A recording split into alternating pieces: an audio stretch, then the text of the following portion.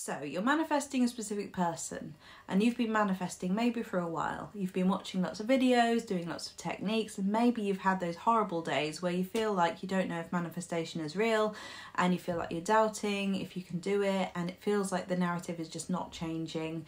I know, I've been there. I know it's very, very difficult, and those days are hard.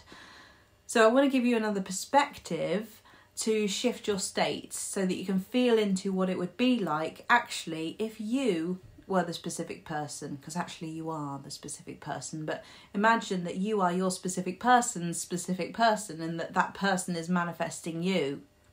Can you feel the energy shift of that? Just for a minute. I don't know how long it will take you to feel into that, but spend a few minutes just feeling into the idea that you are actually, on some level, being manifested by your specific person. I believe that there is a reality where that is actually true.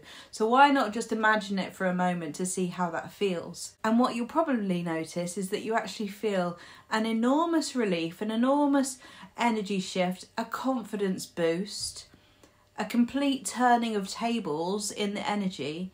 And it feels very, very different. And it actually, if you think about it, feels a lot more relaxing. You've taken the person off the pedestal and actually put yourself back on it in that moment. And that is what we want to do with our confidence consistently. And I know that what's going to happen is that you'll think about this and imagine this, and it'll feel good for a few minutes. And you might be able to go there a few times a day if you think about it. But then those old feelings of low self-esteem and worry and doubt and not feeling good enough and will this ever happen creeps in again. And that is your confidence, your self-concept talking. And that's the part that I want to help you address. All of us, including me, can grow in confidence, and it's a process and it takes time.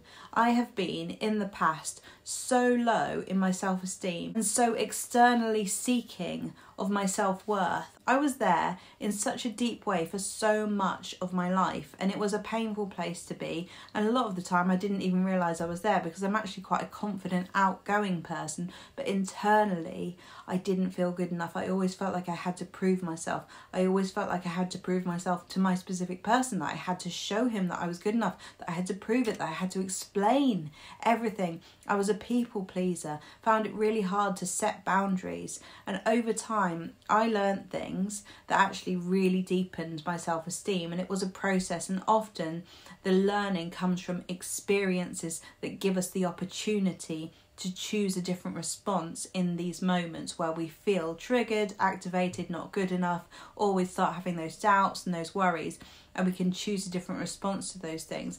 There are things that we can do that actually hold the space for us to grow in confidence, like expanding the narrative, like thickening the plot, for example, by going to events to meet new people, taking up a new activity that you're going to do every week, taking yourself on a trip where you're going to meet other people. Lots of things like this can actually really help you to grow in confidence.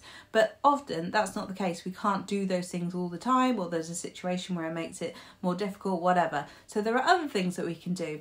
There's lots of ways that we can grow in confidence. Actually, all of my favourite ones I've outlined in my self-love manual, which you can find on my website, and I'll put the link below.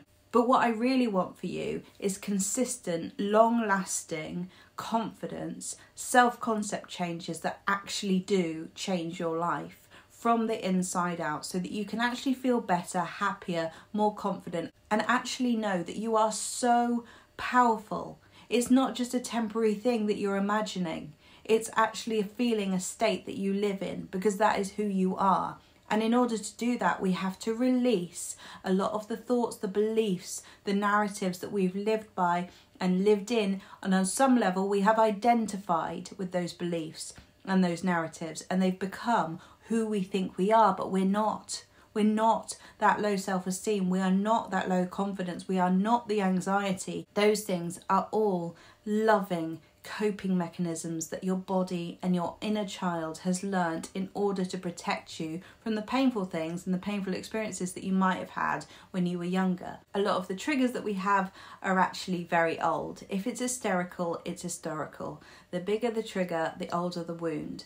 And so when we have those moments, we have the opportunity to love, soothe and be with that part of us so that we can heal it and come into our wholeness, the adult version of us that's grounded, secure, knowing, stable, able to open your heart and love in a way that you'd never imagined before.